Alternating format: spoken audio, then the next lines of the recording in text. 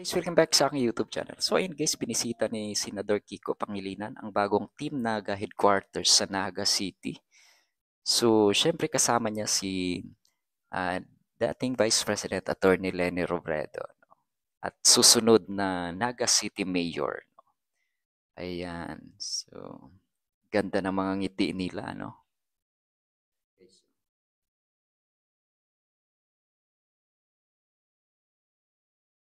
Yan, ang ganda ng bagong Team Naga headquarters. No? At syempre kasama din nila ang mga Team Naga Youth Volunteers. No? Ayan. Ayan. At syempre Kiko Bomb Tarps. Ayan. Ayan. So, grabe, no? So, mainit na tinanggap ng Bicol, no? Si Senador Kiko Pangilinan na nag-iikot ngayon sa Bicol, no, area.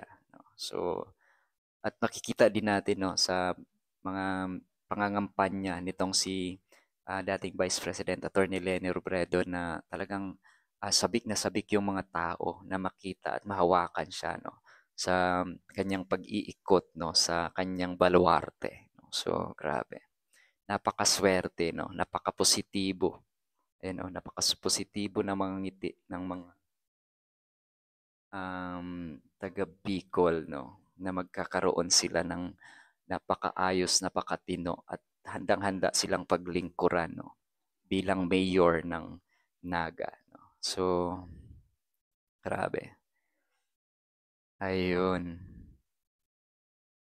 So, talagang nakakatuwa, no, na makita natin silang muli magkasama, oh, ang ating pinili na presidente at vice presidente, no, ng mga kakampings. Ayan. So, grabe. Advance congratulations, no, kay Mayor Leni Robredo ng Naga City. No? So, at syempre, congratulations sa lahat ng mga taga Bicol, no, na meron silang ah, the best na leader dyan sa Bicol. Ayan, no. Diba? So, grabe. Alam ko, ipanalo din ng mga taga Bicol, no, si Senador Kiko Pangilinan, no, sa darating na um, eleksyon, no. So kailangan din natin talaga si Sen Kiko, no. So ngayon talagang inikot ni Sen Kiko yung buong Bicol, no. Na alam ko naman na solid pa rin ang mga kakampings diyan sa Bicol. Solid ang boto na makukuha ni Sen Kiko diyan sa Bicol kasi nga nandyan na rin si Mayor Leni Robredo, no. Siyempre Kiko Bam, no. Kailangan natin sa Senado, 'di ba? So, 'yun, 'di ba? Ating ipanalo sila, guys. Si Attorney Leni Robredo, sure win na 'yan, no, sa Bicol, syempre, no.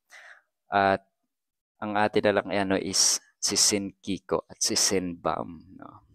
Sama natin si Ma'am Heidi Mendoza, no, si Sir Luke Espiritu. Ayan, yan yung kailangan natin dyan sa makakuha ng boto sa Bicol, no? Sila Franz Castro, sama na rin natin, no? Ayan. Kasi alam natin na talagang makikita natin sa kanila na nandyan yung sinseridad nila na mamuno at magkaroon tayo ng boses sa Senado, no? Ayun, kailangan may makasama si Sen Risa sa Senado, di ba? At syempre sa Kongreso, no? ML Party List. Yun. Diba? Ganda ng mga ngiti nila, oh. Diba? So yun lang guys, no? Maging wais tayo ngayon sa pagpili ng ating mga magiging leader sa mga darating na taon, diba? So,